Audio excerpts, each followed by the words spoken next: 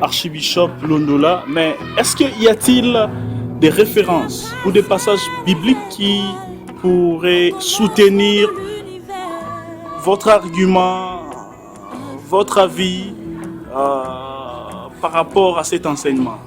Merci Dr Sugar, et je suis très à l'aise, et surtout lorsque un grand homme de Dieu, un éminent homme de Dieu que je respecte, me pose des questions aujourd'hui comme étant un journaliste. Et je sais que je ne sortirai pas des Écritures parce que vous êtes là, docteur, et vous allez me remettre en ordre. Mais à ce que je sache, dans Jean chapitre 3, nous prenons l'exemple du verset 4, nous commençons par les 4 versets, la Bible dit ceci. Nicodème lui dit, comment un homme peut-il naître quand il est vieux? Peut-il rentrer dans le sein de sa mère et naître? Jésus répondit, en vérité, je te l'ai dit, si un homme n'est né d'eau et d'esprit, il ne peut entrer dans le royaume des dieux. Ce qui est né de la chair est chair, et ce qui est né de l'esprit est esprit. Donc vous voyez ici, la Bible nous relate l'histoire, non pas d'Abraham, non pas de Salomon, non pas de David, mais c'était Jésus, le maître par excellence, qui était en face d'un docteur de la parole. À cette époque-là, c'était Nicodème. Et Nicodème vient la nous voir Christ, et Christ commence à lui dire que tu dois naître de nouveau. Et cela dépasse les docteurs de la loi en se disant, je suis déjà né et je suis maintenant vieux déjà. Mais comment peut-il que ce Jésus me demande de naître encore de nouveau? Donc vous voyez déjà là, lorsque Jésus parle au grand docteur Nicodème que vous devez naître encore de nouveau, c'est que Jésus parlait de la deuxième naissance. Il voyait l'impact de la deuxième naissance dans la vie de Nicodème qui était déjà un grand docteur. Donc c'est-à-dire, Christ faisait allusion à la deuxième naissance et non pas à la première naissance de Nicodème. Non. Donc ici déjà, nous voyons déjà que Christ demandait à Nicodème qui était déjà vieux. Doucement, archibishop, doucement. Maintenant, quand vous dites naître de nouveau, moi j'aimerais poser la question comme l'a fait Nicodème. Comment naître de nouveau? C'est ça, c'est un peu ambigu. Quelqu'un qui est déjà grand, qui a vécu pendant plusieurs années sur terre et vous lui dites de naître de nouveau. Comment cela peut-il être possible? Jésus répond clairement ici. Il n'y a pas d'ajout, il n'y a pas de retrait. Il dit dans verset 5, Jésus répondit, en vérité, je te le dis, si un homme n'est né d'eau et d'esprit, premièrement, il doit naître d'eau et deuxièmement d'esprit. Il peut entrer dans le royaume de Dieu. Au fait, le grand problématique avec la nouvelle naissance, c'est quoi? C'est qu'il y a déjà une récompense qui nous attend, c'est-à-dire le royaume de Dieu qui nous attend. Mais avant d'y accéder, il faut que la personne puisse naître de nouveau. Là, on parle de la nouvelle naissance. Et quelles sont les conditions pour naître de nouveau? C'est simple. C'est simple comme bonjour. Christ dit il faut naître d'eau et d'esprit. Et quand on parle d'eau, on voit déjà la parole. C'est-à-dire, un homme doit accepter la parole. Il doit faire conformer sa vie à la parole de Christ. Lorsque cette parole est en vous maintenant, et en deuxième lieu, vous avez maintenant l'Esprit de Christ en vous, qu'on appelle le Saint-Esprit, en ce moment-là, vous êtes déjà né de nouveau. C'est-à-dire, dans ta vie physique, on verra que tu es conforme à la parole de Christ, aux enseignements de Christ. Et deuxièmement, ce qui peut te faire te donner le visa, ou soit le cachet de Dieu en vous, c'est le sceau du Saint-Esprit en vous. Lorsque ces deux éléments se retrouvent en vous, vous remplissez déjà les conditions pour naître de nouveau. Et en d'autres termes, naître de nouveau veut dire simplement, dans la formule simple, accepter Christ comme son Seigneur et Sauveur. Et dans ce même passage, vous verrez que dans le verset 16, la Bible dit « Dieu a tant aimé le monde qu'il a donné son Fils unique afin que quiconque croit en lui ne périsse point, mais qu'il ait la vie éternelle. Donc, on ne peut pas avoir la vie éternelle sans que la personne puisse au préalable naître de nouveau. Donc, la vie éternelle vient après l'acte ou l'action de naître de nouveau. Merci, archibishop. Vous aviez été très brillant dans votre exposé. Mais j'aimerais comprendre une chose. Où est la place du baptême d'eau? Ça intervient où dans la nouvelle naissance? Est-ce que peut-on aussi dire que le baptême d'eau a une place, a un rôle à jouer dans la nouvelle naissance? C'est ça la question. Vraiment, docteur, c'est une question très très bien posée. Et je redis encore que je me sens à l'aise que vous me posiez des questions parce que vous avez l'esprit vraiment de l'écriture.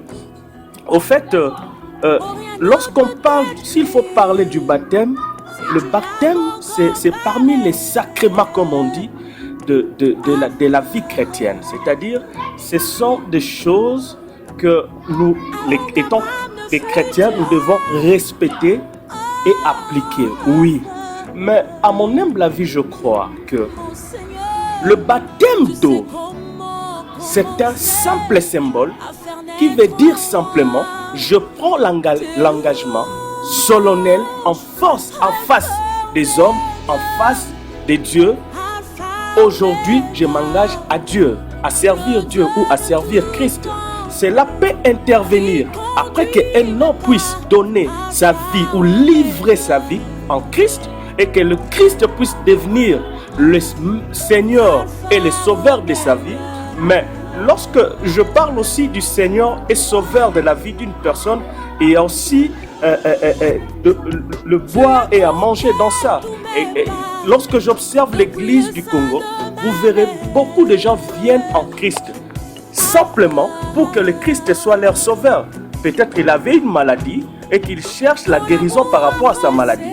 Au Congo, il y a beaucoup qui acceptent Jésus, non pas comme leur Seigneur, mais ils acceptent Jésus comme leur sauveur. C'est cela aussi le problème. Mais lorsque la personne comprend que Jésus dans sa vie, il a deux dimensions. La première dimension, il doit d'abord livrer sa vie entre les mains de Jésus. C'est alors que le Christ devient le Seigneur de sa vie. Quand on dit Seigneur, c'est-à-dire le maître de sa vie. En ce moment-là, la personne n'a plus le désir à faire, il n'a plus de volonté à émettre. Il n'est que là pour accomplir la volonté du maître. Et en deuxième lieu, lorsque le Christ constate que dans ma vie, il est le maître de tout, en ce moment-là, il deviendra le sauveur de ma vie. Mais beaucoup prennent seulement la deuxième dimension du sauveur, mais ils ne tiennent pas compte à la première dimension du Seigneur. C'est cela aussi le problème.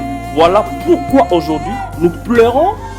Voilà pourquoi aujourd'hui l'Église se dit qu'il n'y a plus la puissance, il n'y a plus le miracle véritable. Pourquoi?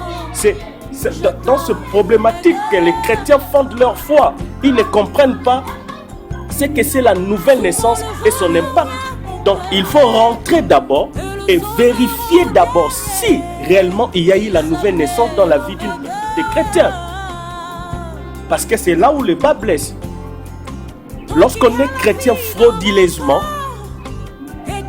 le royaume des cieux n'est pas pour toi. Merci, archibishop. On vous suit, vous êtes clair dans vos propos et très précis. Mais j'aimerais savoir, vous aviez utilisé un adverbe frauduleusement. J'aimerais comprendre quelles sont les étapes d'une vraie conversion. Quelles sont les étapes d'une bonne nouvelle naissance? Cela implique la confession et le baptême d'eau. Vous aviez parlé de naître de l'esprit. Quand vous dites que la personne doit être complètement disposée à la direction du Seigneur pour se dire chrétien. Y a-t-il un protocole, des critères? Y a-t-il une procédure par rapport à la nouvelle naissance? On commence par ça, après c'est la deuxième, troisième étape. C'est comment? Un tout petit peu. Merci, docteur Suga. Je pense qu'il n'y a pas des procédures un peu compliquées, non. Il y a simplement, lorsque par exemple, un homme veut marier sa femme, ils vont commencer par une aventure, mais lorsqu'il décide de prendre cette femme en mariage, c'est d'abord la prise de conscience de ce qu'il veut. C'est la première des choses. Ce qui compte pour devenir un véritable chrétien, c'est d'abord la prise de conscience. C'est-à-dire l'homme comprend que je suis en face d'un être qui est plus supérieur que moi, qu'on appelle Dieu. Et ce Dieu-là a un nom, et ce nom-là, c'est le nom de Christ. Et ce monsieur qu'on appelle Christ est venu sur la terre pour nous sauver, nous qui étions autrefois des pécheurs. Lorsque la personne a cette prise de conscience, cela va lui pousser à prendre maintenant l'engagement avec Christ. Et cet engagement-là, il n'y a pas de dossier à déposer, il n'y a pas de formulaire à remplir.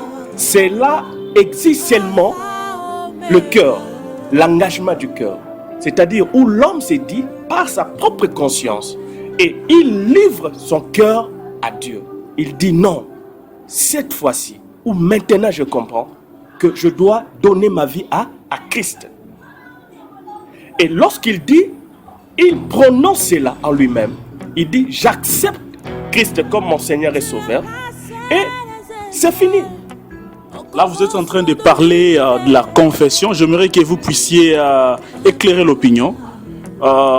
Nous sommes dans quelle étape? Vous êtes en train de parler de la confession. Donc, la personne confesse de sa bouche que Jésus-Christ est son Seigneur et son Sauveur. Il accepte, il donne sa vie entre les mains du Seigneur. Oui. Et quand est-ce qu'intervient le baptême d'eau? Le baptême d'eau intervient juste après. Ça peut être demain ou le lendemain ou soit même après 2 mois. Mais la chose la plus essentielle, c'est d'abord cet engagement-là. De confession. De confession. Je confesse même dans ma propre chambre. Après avoir écouté l'enseignement de Christ, je comprends que je dois donner ma vie à Christ. Pourquoi? Parce que le Christ est venu pour nous sauver. Il a sacrifié sa vie